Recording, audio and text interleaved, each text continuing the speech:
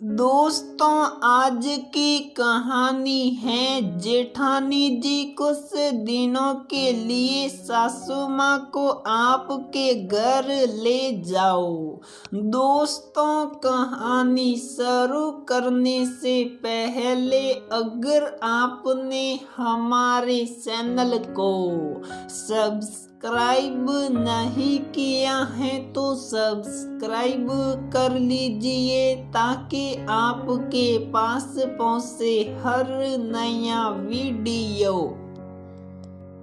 उर्मिला भरे पूरे परिवार में ब्याही थी। जेठ जेठानी ससुराल के पुश्तैनी मकान में, दो ब्याहता ननदे अपने ससुराल में और उर्मिला अपने पति संग पास के शहर में रहती थी। सब आस पास के शहरों में अपने अपने घर परिवार में व्यस्त रहते थे। ससुर जी स्वर्गवासी हो चुके थे। अब सासू माँ कभी जेठानी जी के यहाँ कभी उर्मिला के यहाँ आ जाती। तीज त्योहार और कभी पारिवारिक कार्यक्रमों में मिलना जुलना होता। 5 सालों में उर्मिला भी 2 बच्चों की मम्मी बन चुकी थी। कुल मिलाकर सब बढ़िया चल रहा था। इधर कुछ महीनों से सासू माँ की वृद्धावस्था वाली तकलीफें बढ़ गई थी। भोजन स्नान आदि दैनिक कार्यों के लिए भी अब उनको किसी की आवश्यकता पड़ने लगी थी। ये सब देखकर जेठानी के बड़े होते बच्चे कई बार दादी का उपहास भी कर दिया करते। उर्मिला के पति को ये सब जरा भी न भाया। वो ठहरे अति से ज्यादा अति मार्त भक्त। यहाँ बड़े शहर और बड़े घर की सुविधा है, ऐसा उनका मानना था। तो तय हुआ कि सासू माँ उर्मिला के यहाँ आ जाएगी। उधर जेठानी जी को मानो मन मांगी मुराद मिल गई। सीधी सादी उर्मिला की खूब तारीफ करके कि वो कितना अच्छा ध्यान रखती हैं, उन्होंने अपने कर्तव्यों से मुख मोड़ लिया। इस प्रकार सासू माँ हमेशा के लिए उर्मिला के घर चली आई। उर्मिला पूरी कर्तव्य निष्ठा से सासू माँ की सेवा में लग गई। सासू माँ का सुनना बोलना सब काफी शीर्ण हो चुका था। उर्मिला थोड़ी थोड़ी देर में उनके पास जाकर देखती थी कि कुछ चाहिए तो नहीं। नहाने धोने शौच इत्यादि जैसे कामों के लिए बहू को बार बार बुलाने में उनको भी संकोच होता।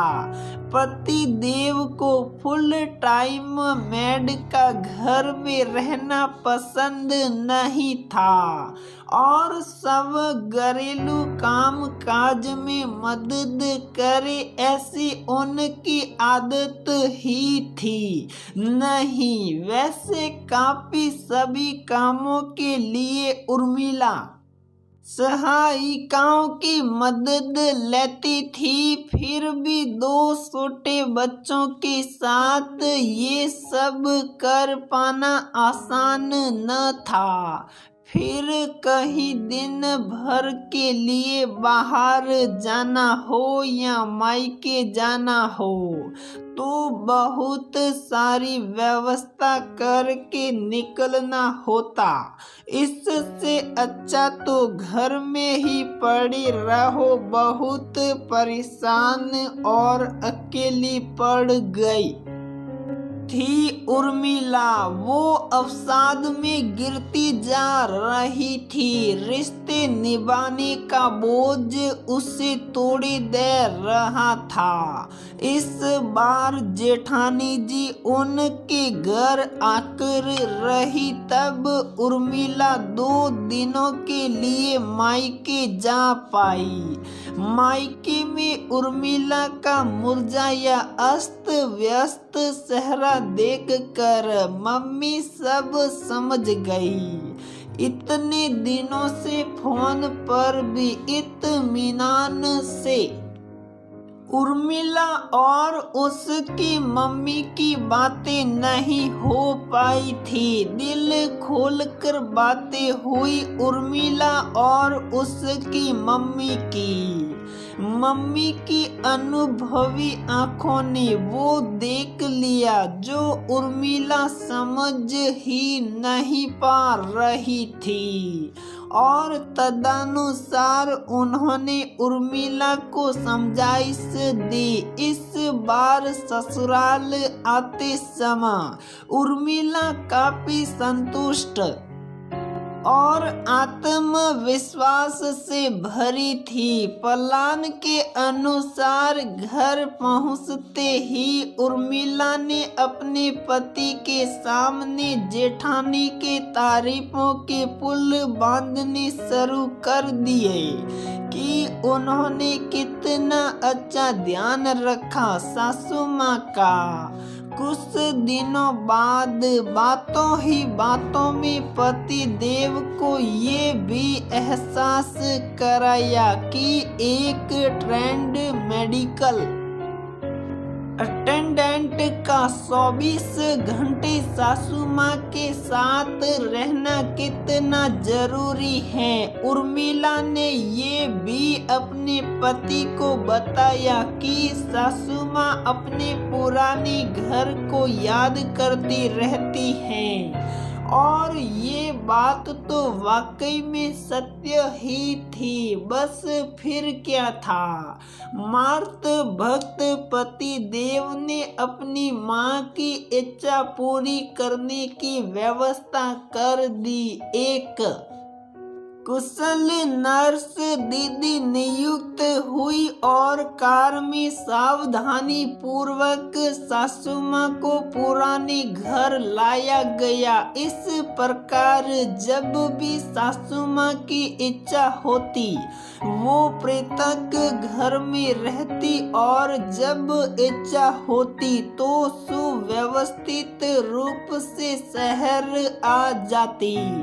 उर्मिला की मम्मी की समझदारी से न केवल उर्मिला के खुशहाल जीवन का बल्कि उसकी सासू माँ के स्वाभिमानी जीवन की भी नई शुरुआत हुई।